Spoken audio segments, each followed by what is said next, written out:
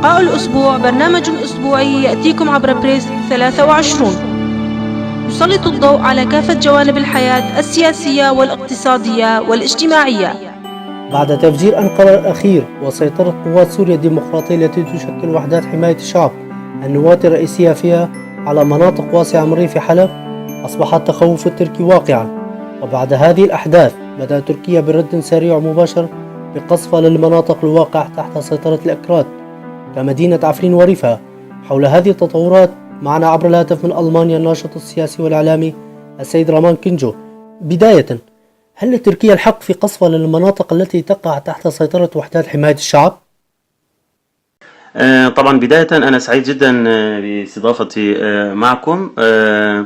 بالنسبة للحق التركي في قصف بعض البلدات والمدن الكردية في سوريا، هناك قرارات دولية متفق عليها جميع الدول بعدم خرق أي دولة بقصف أراضي دولة أخرى أو حتى لو كانت تلك الدولة جارة.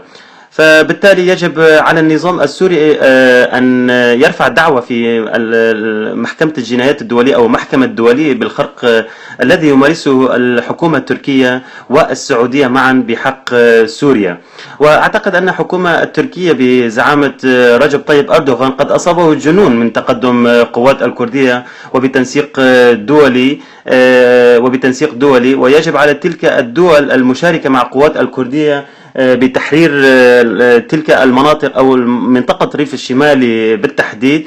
يجب عليهم أن ينددوا بقصف التركي على تلك المناطق، كون أن القوات الكردية تحرر تلك المناطق، تحررها من الإرهابيين وتنظيم القاعدة وما يسمى بالدولة الإسلامية، تنظيم الدولة الإسلامية إن صح التعبير، اختصاره داعش. وهنا أعتقد بأن تركيا قد كشف القناع عن وجهه الخبيث أو بأنه الداعم الأساسي لتلك القوى المتطرفة في تلك المنطقة، وهم سبب رئيسي بعدم استتباب الأمن واستقرار في تلك المنطقة.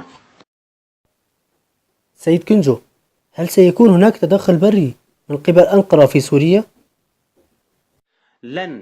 لن يكون هناك أي تدخل بري تركي سعودي في سوريا.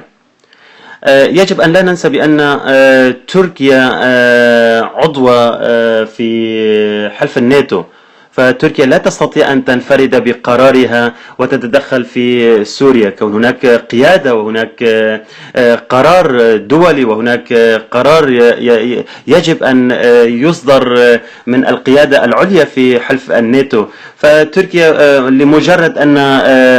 لمجرد قدوم أسلحتها ورشاشاتها ومدافعها وتمركزها على الحدود وقصفها بعض المناطق، هذه ليست إلا بعض رسائل.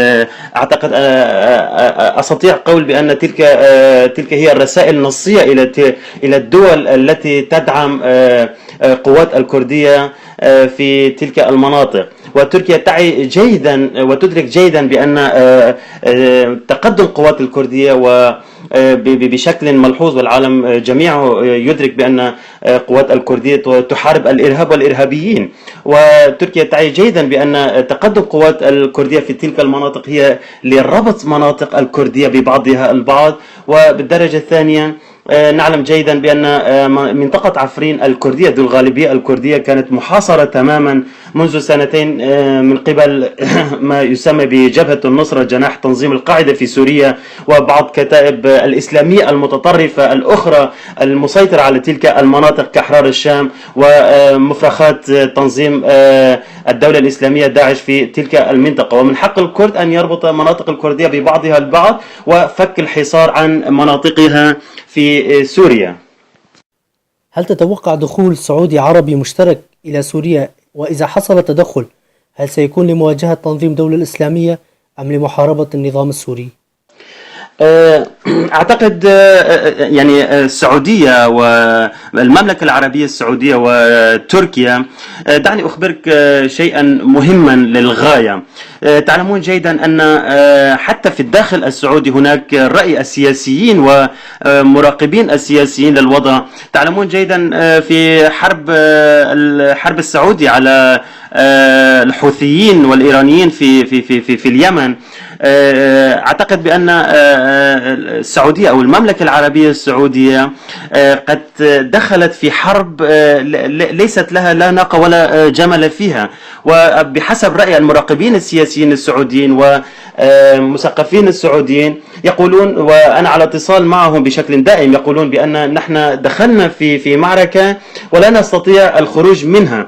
فلمجرد إذا كنا نحسبها حسابيا، هناك ما يقارب من 500 إلى 1000 حوثي في اليمن، وقوات السعودية والتحالف العربي إن كما يسمونها لم تستطع تحرير تعز أو منطقة صغيرة في اليمن. فما بالك إذا ستدخل السعودية إلى سوريا أو إلى باشتراك مع قوات التركية. هناك قرار دولي، هناك دول عظمى، هناك الولايات المتحدة الأمريكية، وهناك الاتحاد الأوروبي، وهناك روسيا، مدركة جيدا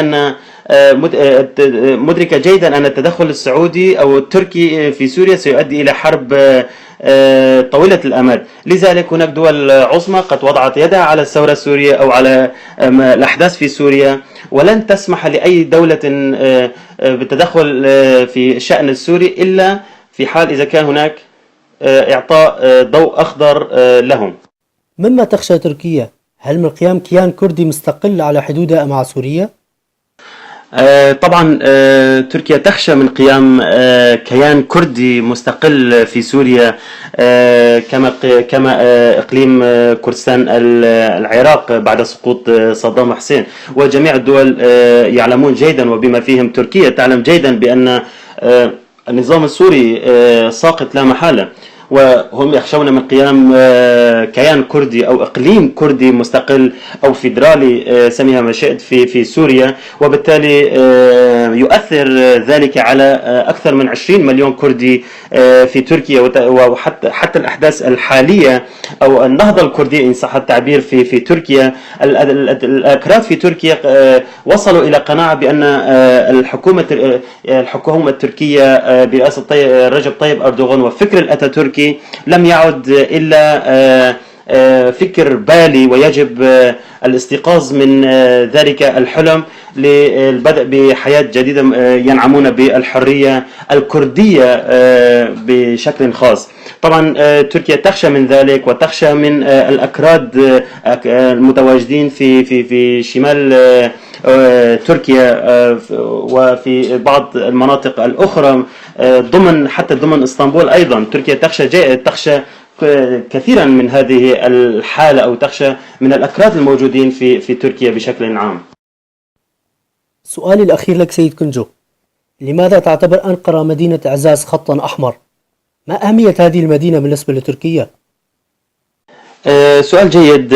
طبعا تركيا كانت تعتبر حما أيضا منطقة مهمة، وكما صرح الرئيس التركي بأن قبل 2.5 قال بأن حما خط أحمر، ولن نسمح بمجزرة أخرى أو بإبادة أخرى بحق الشعب في حما. أعتقد بأن خطوط الحمر الخاص بالرئيس التركي يتم إخضاره أو يتم تحويله إلى خط الأخضر دون أن يتحرك ودون أن يواجه النظام السوري ولو بكلمة واحدة. هناك أيضا منطقة الريف اللاذقية أيضا قال بأن المنطقة الفلانية سلمى وجبل التركمان وإلى آخره خطوط حمر، وعلى النظام السوري بعدم الاقتراب من تلك المناطق. والنظام السوري اقترب من تلك المناطق وقتل وذبح وحرر وكبد خسائر فاضحة في صفوف قوات التركمانية التابعة للحكومة التركية وبدعم تركي في تلك المنطقة. طبعا يعتقد الأتراك أو الحكومة التركية تعتقد بأن أعزاز هي منطقة ليست بمنطقة كردية كما عفرين، كما كوباني، كما قامشلي. وأعتقد بأن هذه السياسة التركية لقطع أوصال كردستان سوريا أو روجافاي كردستان إن صح التعبير. وبالتالي قبل شهر أو قبل شهر ونصف تقريبا قال بأن الحكومة التركية أو الجيش التركي سيدخل إلى منطقة سد تشرين وإلى منطقة الفرات. تركيا لا تستطيع أن تفعل شيئا سوى أنه فقط يكتفي بتصريحات خلابية وبالنطق بخطوط الحمر الخاصة بها. طبعا إضافة إلى ذلك وصلني مؤكدا على ذلك أن الحكومة التركية برئاسة رجب طيب أردوغان وبالتنسيق مع المخابرات التركية يتم إدخال عناصر مرتزقة منهم سوريين وغير سوريين وإسلاميين الأتراك إلى مدينة عزاز لتقوية جبهاتهم في تلك المنطقة تحسبا لأي هجوم طارئ من قبل القوات الكردية في تلك المنطقة. وهذا بالتأكيد عندما نشاهد ضرب المدفعي على مدينة عفرين وقرى وقلع أشجار الزيتون، هذا فقط ربما يعني أحد النوايا الخبيثة أو أحد أفلام، خلينا نقول أفلام التركية بإلهاء المجتمع الدولي وإلهاء الأكراد في تلك المنطقة لتنفيذ رغباته الجرثومية أو رغباته النجسة بإدخال عناصر مرتزقة إلى مدينة عزاز وتقوية القوات العسكرية المرتزقة خاصة جبهة النصرة وأخواتها في تلك المنطقة. نشكر ضيفنا من ألمانيا عبر الهاتف الناشط السياسي والإعلامي رامان كنجو. شكرا لمشاركتك معنا. أشكر بريس 23 وأشكر إدارته وأتمنى لهم دوام الصحة والعافية وأرجو لهم المزيد من النجاح والتفوق وشكرا جزيلا لكم. إلى لقاء جديد من برنامج لقاء الأسبوع عبر بريس 23. دمتم برعاية الله.